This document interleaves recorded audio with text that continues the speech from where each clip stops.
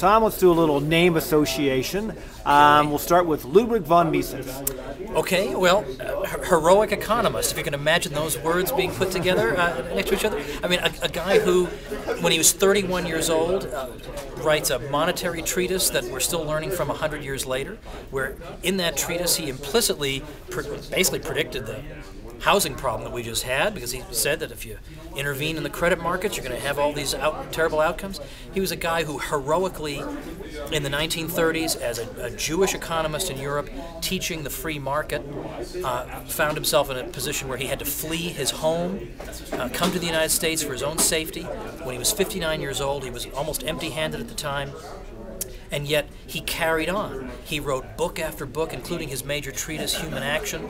He stood up for the free market at a time that was so dark for that cause. But today it seems like there's some room in the public discourse for it. There wasn't at that time.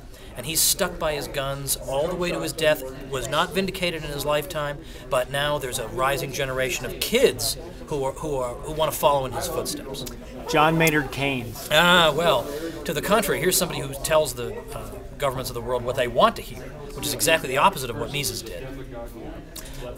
Keynes is basically of the opinion that the free market, it's a very sort of common view now, that the market just can't be left to its own devices. It has to be guided, particularly in a downturn.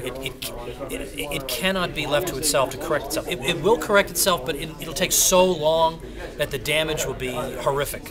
And so we need various, the ideas of stimulus basically come out of this sort of analysis. But his book, The General Theory from 1936, is so difficult for the average person to understand that one is rather skeptical that congressmen and senators have read and absorbed it. All they know is, well, he's telling me to spend, so spend I will.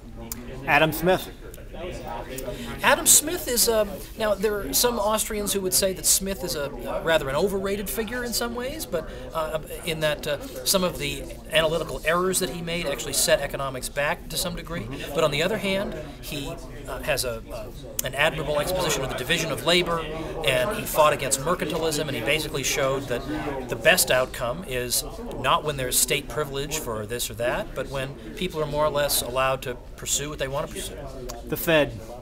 Oh yeah, well the I don't know. I'm trying to think of my catalog of words, what I could say. But the Fed, which creates the money, has the government-granted privilege to do that, has been basically off the table for about 100 years in terms of political discussion.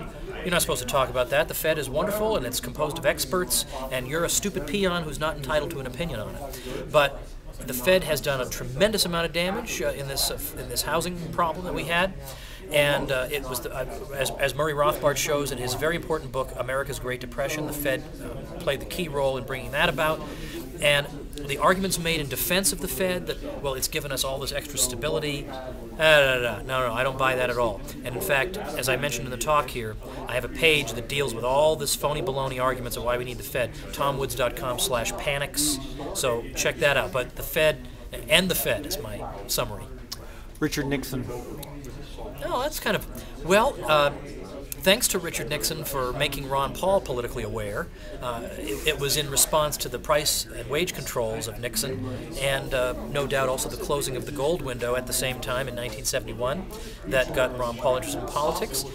And Nixon is a classic example of how the Republican Party, by and large, is not really the party of small government that we think that it portrays itself as. That Nixon was responsible really for, for affirmative action, for various federal agencies, including the EPA.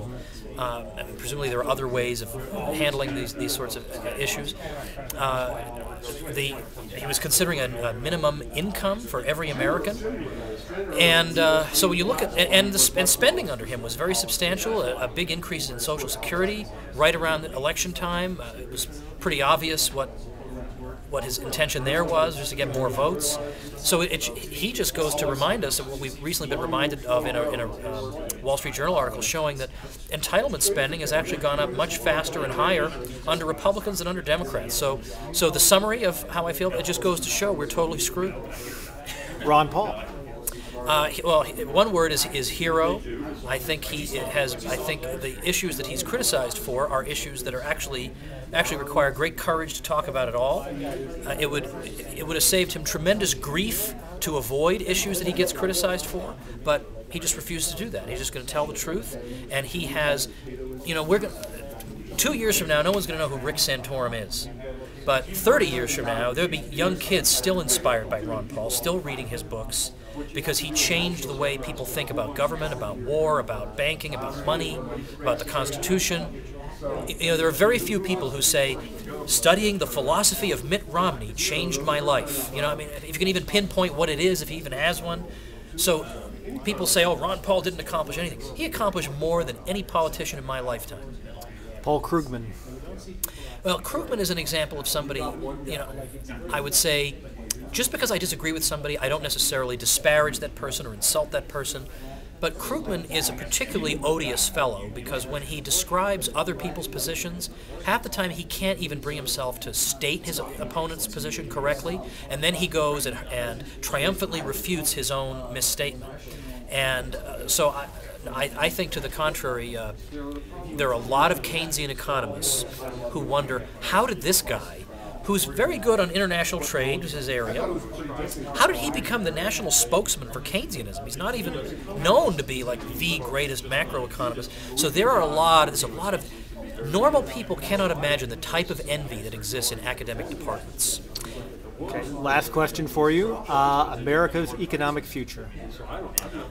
Short run, fairly bleak, but long run, pretty good. Like once various albatrosses are removed from our necks, I think the United States has a lot of natural built-in advantages that will serve it well in the future. We just need to get a lot of this government albatross off our necks. Tom Woods, thank you very much for your time. My pleasure.